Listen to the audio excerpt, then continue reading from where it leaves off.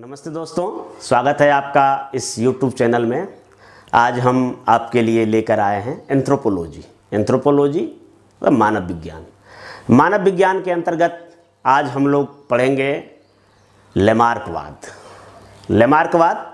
जो कि मानव विज्ञान के फिजिकल एंथ्रोपोलॉजी यानी शारीरिक मानव विज्ञान के अंतर्गत ये लेमार्कवाद आता है, जो कि जीवों का उद्विकास और मानव का उद्विकास संबंधी सिद्धांत को प्रस्तुत करता है। फिजिकल एंथ्रोपोलॉजी में हमें इवोल्यूशन थ्योरी पढ़ना पड़ता है, जिसमें से 3 इवोल्यूशन थ्योरी है, 3 उद्विकासी सिद्धांत हैं, जिनमें लेमार्कवाद है, डार्विनवाद है और संश्लेषणात्मक सिद्धांत है। तो उनमें से आज हम जो पहला टॉपिक है लेमार्कवाद को पढ़ेंगे।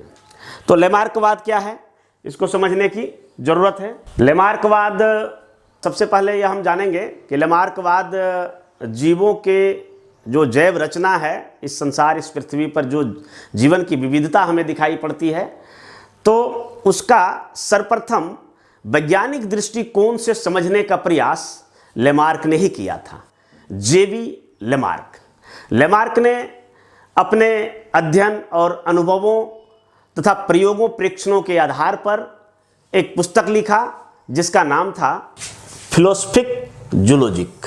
इस पुस्तक को लेमार्क ने 1809 ईस्वी में लिखा था। लेमार्क का पूरा नाम है जीबी लेमार्क। 1809 ईस्वी में प्रकाशित हुई फिलोसफिक जूलॉजिक नामक पुस्तक में लेमार्क ने अपना जीव संबंधी रचना का उद्विकासीय सिद्धांत प्रस्तुत किया था, जिसे कि हम लेमार्कवाद या इंग्लिश में लेमार्किज्म के नाम से जानते हैं। तो आइए हम जानते हैं कि लेमार्क का क्या सिद्धांत था। तो लेमार्क का जो सिद्धांत था, उस सिद्धांत का नाम है उपार्जित लक्षणों की वंशागति। उपार्जित लक्षणों की वंशागति यानी कहने का मतलब है कि कोई जीव किसी भी लक्षण को जो उपार्जित करते हैं, तो वो उसके वंशजों में गमन करने लगता है, यानी उसकी वंशागति होती है। अंग्रेजी में कहें तो उपार्जित लक्षणों की वंशागति को हम इनहेरिटेंस ऑफ एक्वायर्ड कैरेक्टर, यानी जिस गुण को अर्जित किया जाता है उसका उसके वंशजों में, मतलब अगली पीढ़ियों में इनहेरिटेंस हो जाता है। तो आइए सबसे पहले हम जानते हैं कि लेमार्क कौन थे। ये देखिए, लेमार्क हैं, बहुत बड़े वैज्ञानिक थे, जिन्होंने अपनी सिद्धांतों से पूरी दुनिया में तहलका मचा दिया था। क्योंकि आमतौर पर यही माना जाता था कि जीव संबंधी, रचना संबंधी जो भी सिद्धांत थे, तो माना जाता था कि ईश्वर ने जीवों की रचना किया है। ईश्वरीय रचना संबंधी सिद्धांत था। अलग अलग धर्म ग्रंथों में अलग अलग प्रकार से सिद्धांत व्याख्यात था। जैसे कि बाइबल में लिखा हुआ था कि ईसा ने 6 दिनों में पूरे जो दुनिया है उसकी रचना किया। पहले दिन उन्होंने धरती बनाया, दूसरे दिन समंदर बनाया, तीसरे दिन सूर्य बनाया, चौथे दिन तारा बनाया, 5वें दिन पेड़ पौधे बनाए और 6वें दिन जीव जंतु और मनुष्य को बनाया। और मनुष्य की का ही फिर जो है बाद में स्त्री आया। उसी प्रकार जो सनातन धार्मिक ग्रंथ है, उसमें यह सिद्धांत था कि ब्रह्मा ने पूरा सृष्टि की रचना किया और मानव की जो 6वीं पसली है उससे फिर महिला की रचना किया। तो इन सभी संबंध सिद्धांतों, अगर इस्लाम को भी देखें तो इस्लाम में भी कुरान में पैगंबर मोहम्मद साहब का यह कहना है कि अल्लाह ने क़यामत के दिनों में इस संसार की रचना किया था। तो पहली बार लेमार्क ने जीवों के उत्पत्ति संबंधी जो ईश्वरीय रचना थी, उस रचना को, उस सिद्धांत को नकारते हुए सर्वप्रथम वैज्ञानिक दृष्टिकोण प्रस्तुत किया और उन्होंने बताया कि कोई ईश्वरीय रचना का प्रतिफल नहीं है, बल्कि जीवों में जो हम विविधता देखते हैं यह उद्विकास का प्रतिफल है। और इस तरह से संपूर्ण दुनिया में तहलका मचा दिया। तो यही थे जॉन बाप्टिस्ट लेमार्क। इनके द्वारा जो लिखा गया पुस्तक है फिलोसफिक जूलॉजिक, 1809 में लिखा गया है। इसमें लेमार्कवाद को समझाया गया था। तो आइए हम एंथ्रोपोलॉजी विषय के अंतर्गत यूपीएससी में पीछे जाने वाले जो भी क्वेश्चन है, जो भी प्रश्न है, उस प्रश्न को पूरा होलिस्टिक वे में लिखने के लिए या उसके किसी सेगमेंट को लिखने के लिए आज हम पूरे चैप्टर, पूरे लेमार्कवाद पर विस्तृत डिस्कशन करते हैं। लेमार्कवाद ने अपने उद्विकासीय सिद्धांतों में जो उपार्जित लक्षणों की वंशागति, इनहेरिटेंस ऑफ एक्वायर्ड कैरेक्टर नामक जो सिद्धांत दिया गया था, उसके अंतर्गत उन्होंने 4 सिद्धांत को बताया। इसके अंतर्गत 4 पॉइंट हम देख सकते हैं, 1 2 3 4। तो आइए पहले सिद्धांत की हम बात करते हैं। तो पहले सिद्धांत में है जीवों में निरंतर आकार में वृद्धि होने की प्रवृत्ति, मतलब tendency to increase in size. Lamarck ने देखा कि प्रत्येक जीव में उसके साइज में वृद्धि यानी बढ़ने की प्रवृत्ति होती है, और यही कारण है कि छोटे छोटे जीव जो कि प्रारंभ में हुए थे समुद्र में, एक कोशिकीय जीव से फिर बहुकोशिकीय जीव बना, और बहुकोशिकीय से फिर जटिल जीवों की रचना हुई। और यह जो होता है, यह जीवों में आंतरिक जीवन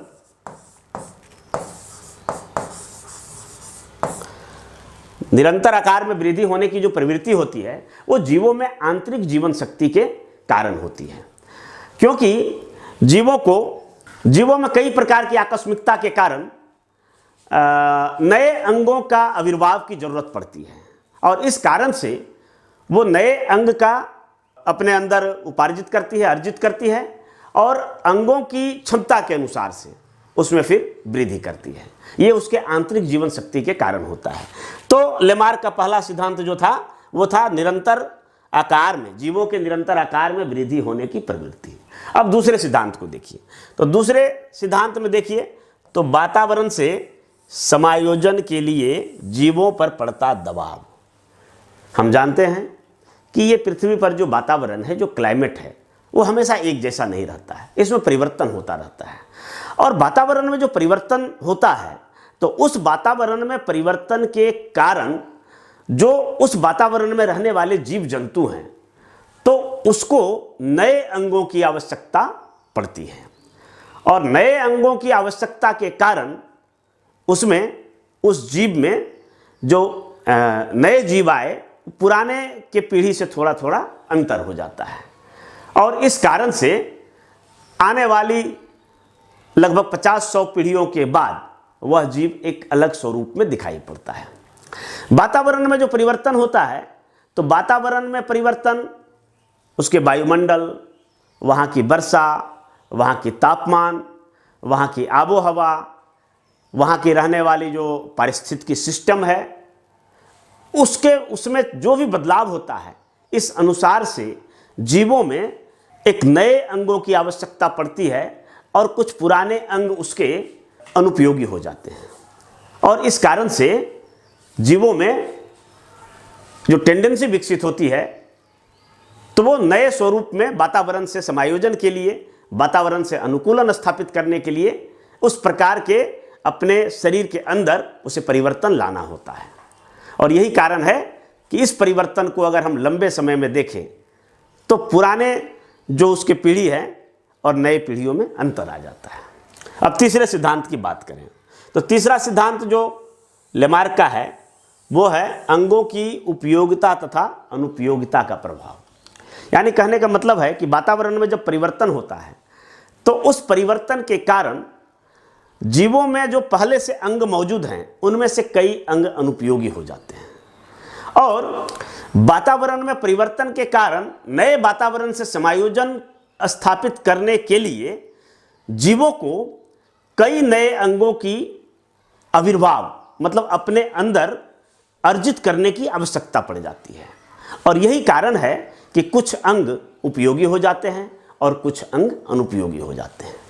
दुनिया के अलग अलग जलवायु, अलग अलग क्लाइमेट में रहने वाले कई जीव जंतुओं को देखें, तो लेमार्क का यह सिद्धांत वहाँ सत्य साबित होता है। जैसे उदाहरण के तौर पर ऊंट को रेगिस्तान का जहाज कहा जाता है, क्योंकि वो रेगिस्तानी वातावरण के लिए ऊंट के शरीर के अंदर अनुकूलन होता है।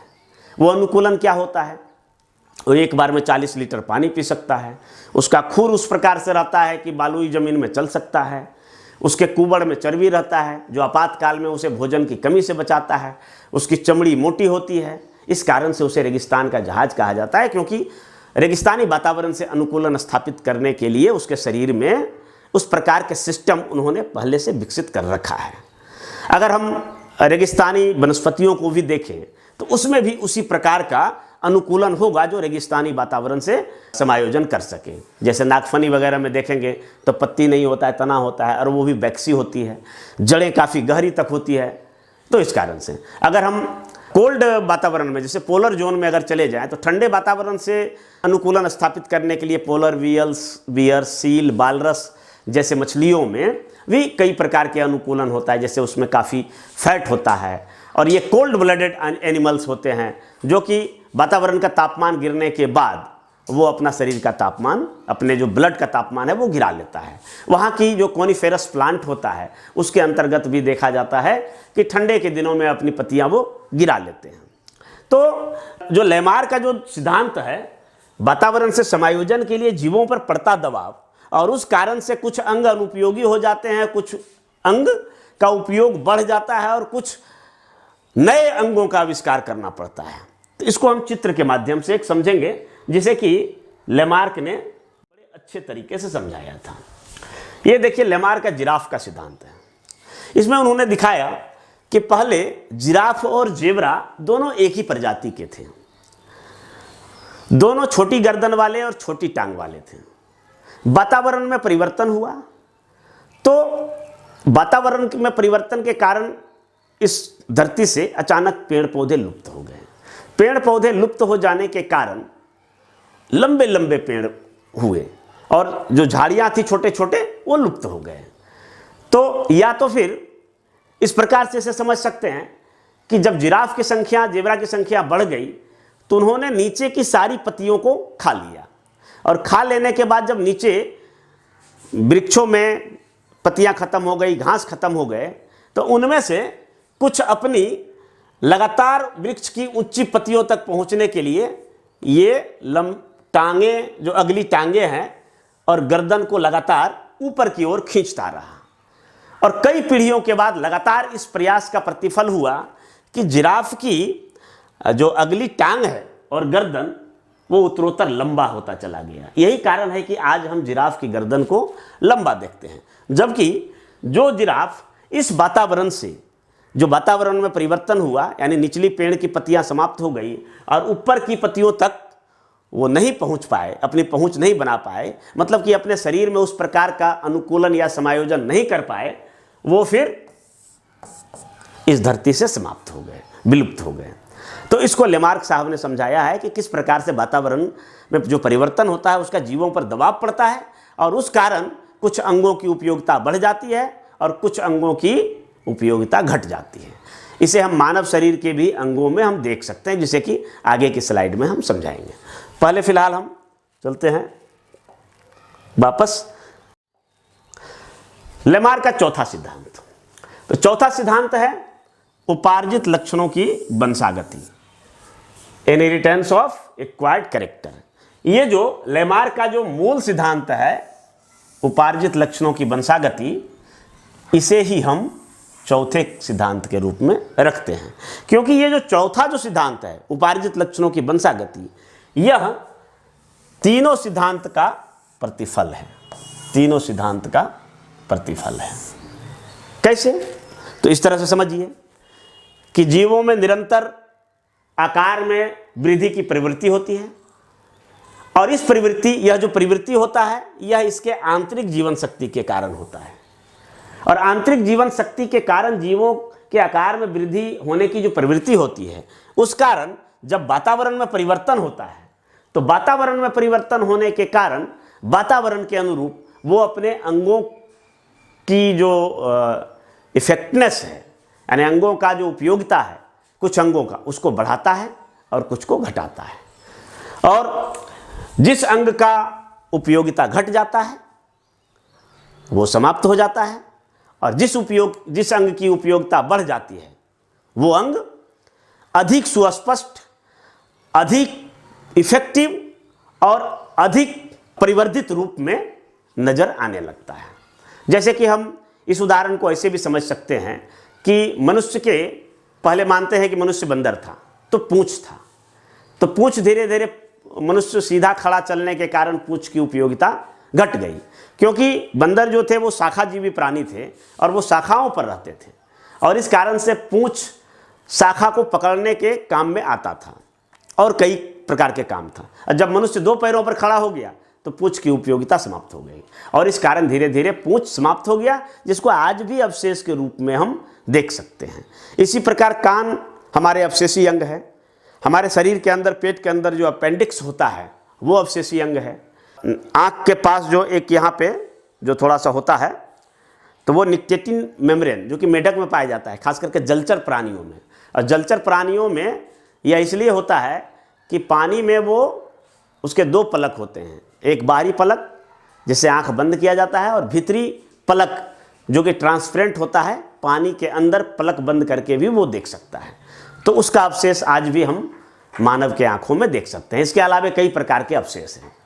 तो अंगों की उपयोगिता और अनुपयोगिता के कारण नए अंगों की आविष्कार की जो आवश्यकता होती है उसको जीव जो है उस अंग का लगातार यूज करने के कारण उसका प्रभाव बढ़ जाता है, वो और बड़ा और सुस्पष्ट होने लगता है, वो परिवर्धित रूप में आता है, वो मॉडिफाई रूप में होता है और एक तरह से उसका रूपांतरण होता है और वो उसमें परिवर्धन होता है। और इस कारण से अगर कोई जीव किसी नए अंग का आविष्कार करता है या किसी खास अंग के उपयोगिता में वृद्धि करता है और जिससे वो अंग बढ़ता है, तो यह काम इस अंग को उसके वंशजों द्वारा, मतलब अगली पीढ़ियों द्वारा इसे पुनः उपार्जित कर लिया जाता है और अधिक इफेक्टिव के रूप में। यानी पिछली पीढ़ी द्वारा जो भी अंग का उपार्जन किया गया, अंग का अर्जन किया गया, अगली पीढ़ी द्वारा, उसके वंशजों द्वारा उसे फिर से नए स्वरूप में, मॉडिफाई रूप में और अधिक इफेक्टिव रूप में उसे उपार्जित कर लिया जाता है। तो कुल मिला के लेमार्क का यही सिद्धांत है। अब हम देखेंगे कि लेमार्क का सिद्धांत क्या बिल्कुल सही था या इसमें कुछ कमियां भी थी। तो हम देखते हैं कि लेमार्क के सिद्धांत में कुछ कमियां थी। हालांकि लेमार्क का सिद्धांत बहुत ही उपयोगी है क्योंकि इन्होंने प्रथम बार जीवों की रचना संबंधी जो विकास का सिद्धांत दिया वह इस दुनिया के लिए बिल्कुल नया था, परंतु लेमार्क के सिद्धांत में कुछ कमियों को भी देखा गया और उस कमियों के कारण लेमार्कवाद की आलोचना भी हुई और इस आलोचना के कारण उनमें जो भी कमियां पाए गए वो लेमार्क के ही जो अगला शिष्य था, इनके जो स्टूडेंट्स थे, उन लोगों ने उन कमियों को दूर करके और उनमें जो भी कुछ नया ऐड करना था या सब्सट्रैक्ट करना था उसके जरिए से एक न्यू लेमार्किज्म, मतलब नव लेमार्कवाद की भी अवधारणा विकसित हुई। तो हम सबसे पहले देखेंगे कि लेमार्क की कमी तो बाद में देखेंगे, हम यह देखेंगे कि लेमार्क के सिद्धांत के समर्थन में हम किन किन चीज़ों को देख सकते हैं। तो आइए, तो लेमार्कवाद के उदाहरण, मतलब लेमार्क ने जो सिद्धांत दिया उसके समर्थन में हम किन किन बिंदुओं को देख सकते हैं। तो सबसे पहला बिंदु देखिए कि लेमार्क ने जैसा कहा था कि वातावरण में परिवर्तन होने के कारण जब नीचे की झाड़ियां समाप्त हो गई तो जो लंबे और ऊंचे जो पेड़ थे वहां तक पहुंचने के लिए जिराफ अपनी अगली टांग और गर्दन को लगातार खींचते रहा, जिसके कारण उसकी अगली टांग और गर्दन लंबी हो गई। तो वास्तव में हम ऐसा देखते हैं, जबकि इसी वंश का एक और प्राणी जेब्रा, उसका गर्दन लंबा नहीं होता है और वो नीचे का घास खाता है, जबकि जिराफ ऊपर का वृक्ष की पत्तियों को खाता है। तो यह लेमार्कवाद का सबसे बड़ा समर्थन में दिया गया प्रमाण है। दूसरा इसका देखें उदाहरण, तो सांप का पैर गायब हो जाना, यानी कहने का मतलब है कि पहले सांप के भी पैर होते थे, क्योंकि और अगर अदर रेप्टाइल्स को देखें, सरीसृप जो जमीन पर रेंग कर चलते हैं, जैसे छिपकली हो गया, मगरमच्छ हो गया या घड़ियाल हो गया या फिर वो ट्रायसिक पीरियड में होने वाले डायनासोर, तो इन सब के पैर थे जबकि सांप के पैर नहीं थे। तो क्यों सांप के पैर गायब हो गए? तो वास्तव में झाड़ियों में सरकने के कारण सांप, जो रेप्टाइल्स थे, कुछ रेप्टाइल्स झाड़ियों में सरकने लगे, वो जंगलों में रहने लगे और झाड़ी में सरकने के कारण पैर इसका अवरोधक बन गया, पैर झाड़ियों में फंस जाते थे और सरकने का काम पैर सांप के शरीर के अंदर जो स्कल्स होते हैं उसके माध्यम से करने लगे। इसलिए पैर की उपयोगिता समाप्त हो जाने के कारण सांप के पैर गायब हो गए। तीसरा हम उदाहरण देख सकते हैं, घोड़े का तेज धावक होना। तो घोड़ा का ही प्रजाति का कई और हम जीव जंतुओं को देखें, जैसे खच्चर हो गया या गधा हो गया और कई, तो ये लोग भी मजबूत, ये जंतु भी मजबूत होते हैं। परंतु जो पहाड़ों पर रह गए, तो पहाड़ों पर रहने के कारण उसमें बोझ ढोने की, चूंकि मजबूत जीव जंतु थे, तब बोझ ढोने की यह टेंडेंसी तो रह गया, मजबूती उसके अंदर रह गया, लेकिन वो तेज नहीं दौड़ पाया। और उस वंश के जो भी प्राणी मैदानों में आ गए, तो मैदान सपाट होने के कारण वो लंबी दौड़ लगाने लगे। तो उस वंश के प्राणी, जिसे कि हम घोड़ा बोलते हैं, वो तेज गति से मैदानों में दौड़ने लगे। जबकि पहाड़ों पर दौड़ने का ऐसा कोई अवसर खच्चर को नहीं मिला, तो वो खच्चर जो है पहाड़ों पर चढ़ने का आज भी काम कर रहे हैं और घोड़ा तेज धावक बन गया। इसके अलावा हम चौथे उदाहरण के रूप में देखें तो जलचर पक्षियों जैसे बतख, अगर हम बतख का देखें तो बतख के पैर में झिल्ली होता है। ये झिल्ली क्यों होता है? तो निश्चित तौर पर वातावरण से समायोजन के लिए, और पानी में, तालाब में रहने के कारण उससे अनुकूलन स्थापित करने के लिए बतख के पैर में झिल्ली होता है। और ये झिल्ली तैरते समय पानी को काटने में मदद करता है, ताकि पीछे को पानी को पीछे काटे और बतख तैरते हुए आगे बढ़े। तो जलचर पक्षी, बतख सहित और भी कई, जैसे हंस हो गया या और भी पानी में रहने वाले जो पक्षी हैं, तो उनके पक्षियों में जो उसका पैर होता है तो वो झिल्ली युक्त होता है। इसके अलावा देखें मनुष्य में जो बाह्य कर्ण है, तो हम जानते हैं कि हमारे कान का काम है जो साउंड वेव है उसको रिसीव करना, और रिसीव करके उसको जो हमारा अंदर का झिल्ली है कान के अंदर, तो वो उसको तरंग में बदल देता है और उसको फिर से जो हमारा ब्रेन है, ब्रेन उसको फिर से ट्रांसलेट करके और बाहरी चीज़ों को सुनने का काम करता है। तो कान का जो बाहरी जो कर्ण पल्लव है वो मनुष्य में कम उपयोगी हो गया है, जबकि पहले प्रारंभ में कान से सिर्फ सुनने का काम नहीं, बल्कि बैलेंस स्थापित करने के साथ साथ शरीर पर बैठी हुई मक्खियों या कीड़े मकोड़े को भी भगाने का काम लिया जाता था। परंतु जैसे जैसे मनुष्य दो पैरों पर खड़ा हो गया, इसका हाथ फ्री हो गया, तो जो काम कभी ये कान से किया करते थे उस काम को हाथ से करने लगे। इसलिए कान का कोई अभी विशेष उपयोग मनुष्य में नहीं है। यह सिर्फ खूबसूरती बढ़ाने के लिए, थोड़े शब्दों में अगर कहें तो ये साउंड वेव को भली भांति तरीके से रिसीव करता है। उसके बाद छुछुंदर को देखिए। छुछुंदर अंधेरे में रहने वाले प्राणी है, और अंधेरे में रहने के कारण इसकी आंखों की रोशनी उत्तरोत्तर कम होती चली गई, क्योंकि अंधेरे में बहुत तेज देखने की जरूरत नहीं है। तो ये हम लेमार्क के समर्थन में हम लोग देख सकते हैं।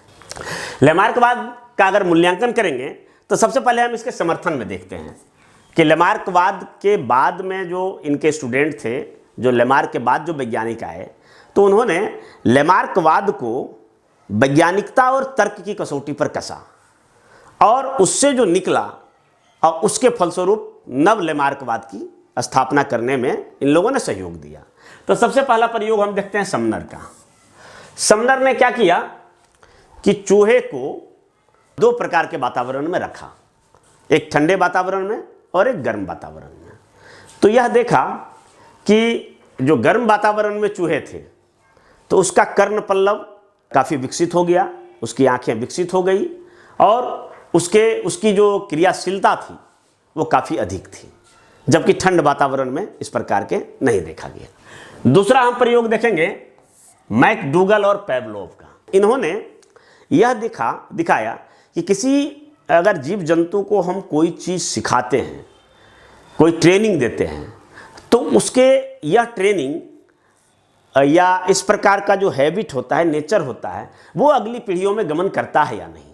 इसके लिए इन्होंने क्या किया कि कुत्ते की एक पीढ़ी को ये ट्रेनिंग दिया, घंटी बजाकर ट्रेनिंग दिया। मतलब एक घंटी का मतलब हुआ खाना, दूसरा घंटी का मतलब हुआ बाहर चले जाना, तीसरा घंटी का मतलब कुछ और हुआ, चौथे इस प्रकार से उनको ट्रेनिंग दिया। तो ट्रेनिंग देने में पहली पीढ़ी को बहुत कठिनाई की सामना करना पड़ा। कुत्ते को बार बार समझाना पड़ा, उसका मतलब समझाया गया, घंटी बजाकर उसके सामने खाना रखा गया, तो धीरे धीरे उसके मेमोरी में आ गया कि इसका मतलब ये होता है। और काफ़ी कठिनाई के बाद कुत्ते की पहली पीढ़ी को इस प्रकार की ट्रेनिंग दे पाया।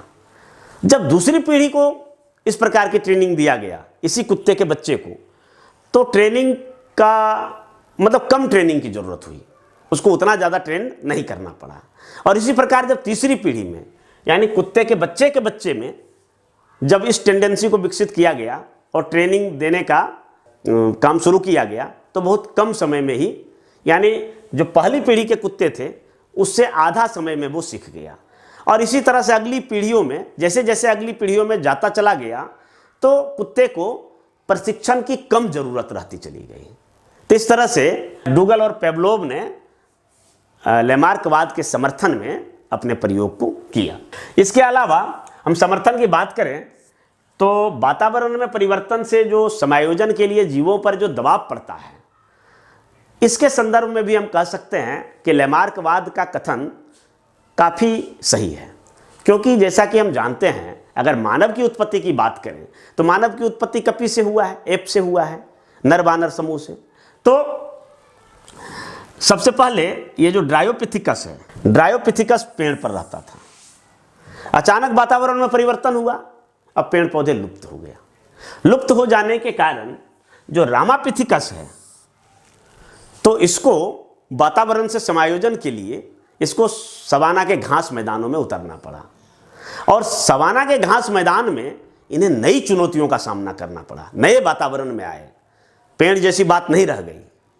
तो नए वातावरण से समायोजन के लिए, चूंकि सवाना के जो घास मैदान होते हैं वो शोल्डर हाइट के होते हैं, तो शोल्डर हाइट के घासों में ये अपने शत्रुओं को देखने के लिए दो पैरों पर उचक कर खड़े होने के प्रयास करने लगे। और इस तरह से लगातार इस प्रक्रिया को जारी रखा। लाखों वर्ष बाद जो इसकी अगली पीढ़ी आई, ऑस्ट्रालोपिथिकस, मानव की नई प्रजाति जो आई, वो सवाना के घास मैदानों में इस प्रकार के कार्य करने को दक्ष हो गए कि जब भी उसकी जरूरत पड़ती तो ये दो पैरों पर खड़ा हो जाते, परंतु अभी भी चलने के लिए चार पैरों का ही उपयोग करते थे। लेकिन हम अगर अगली पीढ़ी की बात करें, होमो इरेक्टस की, तो लगातार ये जो वातावरण में परिवर्तन हुआ और उस परिवर्तन से अनुकूलन स्थापित करने के लिए जो लगातार प्रयास किया जाता रहा इनके पूर्वजों द्वारा, रामापिथिकस और ऑस्ट्रालोपिथिकस में, यह टेंडेंसी होमो इरेक्टस में पूर्ण विकसित रूप में आया और यह पूरी तरह से खड़ा हो गया। यानी धरती पर खड़ा होने वाला और दो पैरों पर चलने वाला जो पहला मानव था वो होमो इरेक्टस था। और उसी प्रकार निएंडरथल काफ़ी अच्छा ढंग से खड़ा हुआ। और अगर होमो सेपियंस की बात करें तो ये न सिर्फ खड़ा हुआ, बल्कि ये तेज गति से दौड़ सकता है, चल सकता है, कई प्रकार के करतब कर सकते हैं, ये अपने हाथों से विशिष्ट औजारों को बना सकते हैं। तो इस प्रकार से देखें तो लेमार्क का ये जो सिद्धांत था, वातावरण में परिवर्तन से उसके समायोजन के लिए जीवों पर दबाव पड़ता है और उसके लिए वो उद्यत होते हैं और अपनी आवश्यकता अनुसार नए अंगों का अर्जन करते हैं, उपार्जन करते हैं, तो ये कहीं हद तक सही है। अब हम देखेंगे कि लेमार्क के सिद्धांत में क्या कमियां हैं। तो अगर कमियों की बात करें तो लेमार्कवाद की जो आलोचना हुई, तो सबसे ज़्यादा जो आलोचना हुई वह ये हुआ कि लेमार्क का कहना था पहला सिद्धांत में कि सरल जीव और छोटे जीव जटिल जीव और बड़े जीव में बदलते हैं, जो कि पूर्णतः गलत करार दिया गया। क्योंकि अगर हम देखें, हाँ, कहीं एक अंश तक यह बात सही है कि पहले जो है एक कोशिकीय जीव, फिर बहुकोशिकीय जीव और धीरे धीरे जटिल जीवों का निर्माण हुआ। लेकिन अगर हम ट्राइसिक और जुरासिक पीरियड की बात करें तो तब के डायनासोर जो कि लाखों टन वजन वाले होते थे, उसके आज जो वंशज हैं, जो रेप्टाइल्स हैं, छिपकली, मगरमच्छ, घड़ियाल, गिरगिट, ये उससे काफ़ी छोटे हैं। बल्कि हालांकि इस संदर्भ में यह एक मत है कि डायनासोर जो ज़्यादातर शाकाहारी थे और वो अपनी बढ़ती हुई वजन को नहीं संभाल पाए, वातावरण से समायोजन नहीं स्थापित कर पाए, इसलिए वो विलुप्त हो गए।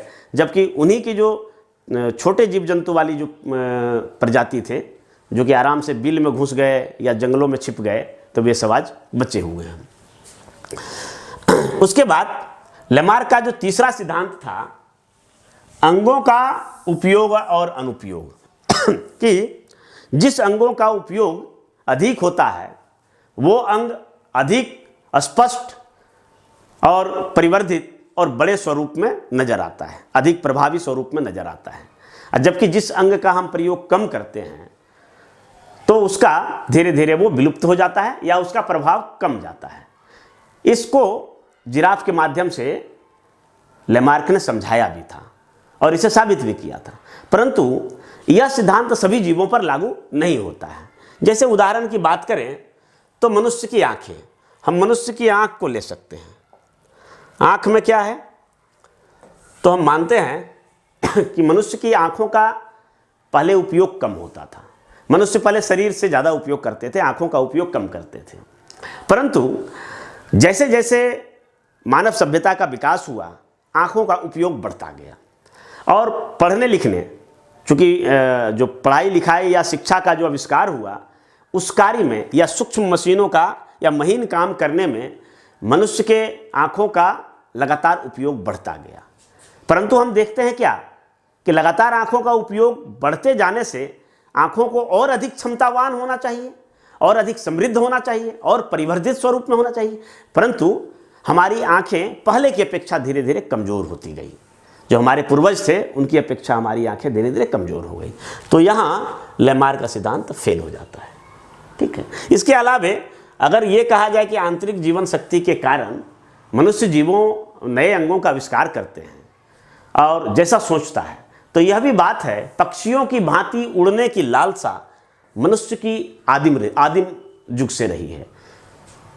पुराने ज़माने से ही मनुष्य सोचते आए हैं कि हम भी काश पक्षियों के जैसा उड़ पाते, और इतने दिनों से ऐसा लालसा रखने के बावजूद भी आज तक किसी भी मनुष्य में पंख विकसित नहीं हो पाए और वे अपने शरीर के सहारे उड़ नहीं पाए। अब इस संदर्भ में एक और प्रयोग को हम देखते हैं बिजमैन का।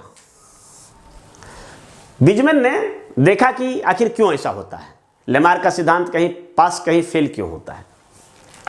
इसके लिए इन्होंने चूहे को चुना और चूहे का पूंछ काट दिया। पूंछ काट देने के बाद उन्होंने प्रयोग करके देखा कि अगली पीढ़ी में हो सकता है, क्योंकि इस पीढ़ी का पूंछ काट दिए हैं तो अगली पीढ़ी में बिना पूंछ वाले उनके बच्चे पैदा होंगे, लेकिन अगली पीढ़ी में भी पूंछ वाले ही बच्चे पैदा हो गए। पुनः बिजमैन ने उस पीढ़ी का भी पूंछ काट दिया, फिर अगली पीढ़ी में पूंछ वाले चूहे पैदा हो गए, और इस तरह से लगातार बिजमैन 20 पीढ़ियों तक चूहे की पूंछ काटता रहा, लेकिन 21वीं पीढ़ी में भी उसे पूंछ वाला ही चूहा का बच्चा प्राप्त हुआ। अब यहां पर भी लेमार्क का सिद्धांत फेल हो जाता है, क्योंकि जिस अंग को काट दिया गया था तो वह जो है उसके वंशजों में लुप्त हो जाना चाहिए, लेकिन ऐसा नहीं होगा। इसके और भी कुछ उदाहरण को हम दे सकते हैं, जैसे कि आदमी बार बार अपनी हजामत बनाता है। पुरुष लगातार अपनी दाढ़ी को शेव करता है, हजामत बनाता है, परंतु आदिम काल से हजामत बनाने के बावजूद भी आज तक जो पुरुष बच्चे पैदा होते हैं उनके दाढ़ी मूछ होते हैं। यहाँ भी लेमार्क का सिद्धांत फेल है। इसके अलावा देखें कि कई व्यक्ति ऐसे होते हैं जो 6 उंगली वाले होते हैं, तो 6 उंगली वाले के जो बाल बच्चे हैं उनके भी 6 उंगली होना चाहिए, ऐसा नहीं होता है। इसके अलावा देखिए, अगर अंधे, बहरे और अन्य दिव्यांग जो होते हैं तो उनके बच्चे भी सामान्य हाथ पैर वाले हो सकते हैं। एक अंधे दिव्यांग व्यक्ति का भी बच्चा आंख वाला हो सकता है, तो आखिर ऐसा क्यों नहीं हो रहा है। यहाँ भी लेमार्क का सिद्धांत। हम लोग लगातार अपने नाक कान को छेदते हैं, लेकिन जब बच्चा पैदा होता है तो उनके जन्म लेते ही नाक कान छिदा हुआ नहीं रहता है, बल्कि उन्हें फिर से छिदवाना पड़ता है। तो लेमार्क का सिद्धांत यहाँ भी फेल है। इसके अतिरिक्त हम देखें तो जो लोहार होता है, ब्लैक स्मिथ, वो लगातार हथौड़ा चलाने के कारण उसका मसल्स वगैरह मजबूत हो जाता है, या पहलवान जो कुश्ती कर रहे हैं उसके मसल्स या बॉडी बना हुआ रहता है। परंतु अगर उनके बच्चे जन्म लिया और वो कसरत नहीं करेंगे या हथौड़ी नहीं चलाएंगे तो उनके बच्चे के मसल्स विकसित नहीं होगा। यानी मसल्स विकसित करना है तो उसे पहलवानी या वो करना पड़ेगा। तो यहाँ भी लेमार्क का सिद्धांत फेल है, जबकि लेमार्क के सिद्धांत के अनुसार यह होना चाहिए कि पहलवान के बच्चे जन्मजात पहलवान होते, लोहार के बच्चे जन्मजात लोहार होते। ऐसा नहीं होता है। चीन में देखा जाता है कि चीन में महिलाओं की छोटी पैर सुंदरता की निशानी होती है, और इस कारण से बचपन से ही चीन में महिलाओं को लोहे का जूता पहनाया जाता है ताकि पैर छोटा रहे। अब इस कारण से चीनी महिला का पैर छोटा होता है, परंतु उसके गर्भ से जन्म लिए जो चीनी बच्ची है, तो उसे अगर लोहा का चप्पल नहीं पहनाया जाए, जूता नहीं पहनाया जाए, तो उनके पैर बड़े हो जाते हैं। यानी उनके भी पैर छोटे रखने के लिए उसे लोहे का जूता पहनाया जाना चाहिए। तो इस प्रकार से यहाँ भी हम लेमार्क का सिद्धांत गलत हो जाता है, क्योंकि अगर सही होता तो उस चीनी महिला का जो मादा संतान है उनका पैर जन्मजात छोटा होना चाहिए था। तो ऐसा क्यों हुआ? अब सवाल उठता है कि लेमार्क का सिद्धांत कहीं पास तो कहीं फेल क्यों होता है? तो वास्तव में लेमार्क ने जब अपना सिद्धांत दिया था तो उस समय इस बात की खोज नहीं हो पाई थी। उस समय तक मेंडल ने अपना मेंडलवाद की खोज नहीं किया था। उस समय ह्यूगो डे व्रीज का म्यूटेशन सिद्धांत नहीं आया था, और सेल के बारे में, मनुष्य की कोशिका के बारे में भी बहुत ज़्यादा जानकारी नहीं था। तो हम जैसा कि जानते हैं कि मनुष्य का जो सेल होता है या किसी भी जीव जंतु का जो सेल होता है उसके दो प्रकार होते हैं। एक होता है सोमेटिक सेल और दूसरा होता है जर्म सेल। सोमेटिक सेल जिसे कि कायिक कोशिका बोलते हैं, जो हमारे शरीर की कोशिका होती है, हाथ पैर से लेके पूरा शरीर जो बना होता है, उस कोशिका को सोमेटिक सेल बोलते हैं।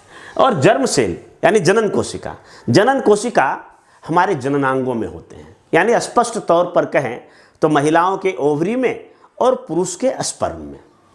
तो यहाँ पर यह देखा जाता है कि अगर कायिक कोशिका में हम किसी भी प्रकार का अगर हम परिवर्तन करते हैं तो इसकी वंशागति नहीं होती है। यानी मनुष्य का हाथ पैर कट जाए या कहीं कोई घाव हो जाए या किसी का एक आंख फूट जाए या कुछ कट जाए तो इसकी वंशागति नहीं होगी। परंतु यदि जर्म सेल में किसी प्रकार का छेड़छाड़ होता है तो इसकी वंशागति होगी। तो लेमार्क के समय में यह सिद्धांत अभी प्रख्यापित नहीं हो पाया था। इस कारण से ऐसा नहीं हो पाया, लेमार्क इस बात को समझ नहीं पाए कि ऐसा क्यों होता है, और सामान्य तौर पर उन्होंने यह सिद्धांत दे दिया कि वंशागति होती है। लेकिन हर मामले में वंशागति नहीं होती है। वंशागति उन्हीं मामलों में होगा जब जर्म सेल में किसी प्रकार का, यानी उसके डीएनए में किसी प्रकार का छेड़छाड़ किया जाएगा तब। तो इस तरह से हम एक और ये स्लाइड को देख सकते हैं, किस तरह से बिजमैन ने 20 पीढ़ियों तक चूहे की पूंछ को काटा था, परंतु 21वीं बार भी ये पूंछ वाले ही निकल गए। अब हम आते हैं निष्कर्ष पर। तो हालांकि लेमार्क के जो सिद्धांत थे कुछ मामलों में सही और कुछ मामलों में गलत पाया गया, परंतु लेमार्क के सिद्धांत की महत्ता इस बात से है कि लेमार्क ने प्रथम बार मानव एवं जीवों से के संबंधित उत्पत्ति के संबंध में जो ईश्वरीय रचना थी उस सिद्धांत को नकारते हुए पहली बार इन्होंने उद्विकास का सिद्धांत दिया। और उन्होंने बताया कि इस दुनिया में मानव या किसी भी जीव की उत्पत्ति किसी ईश्वरीय रचना का प्रतिफल नहीं, बल्कि यह उद्विकास का प्रतिफल है। क्योंकि ईश्वर द्वारा रचित ईश्वर अलग अलग हैं और अलग अलग ईश्वर द्वारा अलग अलग मानव रचे गए हैं, और जो कि असमानता को बढ़ाता है। और जबकि उद्विकास में यह माना जाता है कि एक ही जीव से सभी जीवों की उत्तरोत्तर उद्विकासी प्रक्रिया के प्रतिफल उत्पत्ति हुई है, इस कारण सभी समान हैं, इसलिए सभी मानव समान हैं। तो लेमार्क का ये जो सिद्धांत है काफ़ी महत्वपूर्ण है, इम्पोर्टेंट है। इस जो टॉपिक पर अभी डिस्कस हुआ, जो क्लास हुआ, इनको आप नोटबुक में उतारिए, उस पर फिर से डिस्कशन कीजिए। देखिए लेमार्कवाद पर एक अच्छा कंसेप्ट बन जाएगा, और इसे जब आप बीपीएससी यूपीएससी की परीक्षाओं में लिखेंगे तो बहुत अधिक अंक आपको मिलेगा। धन्यवाद।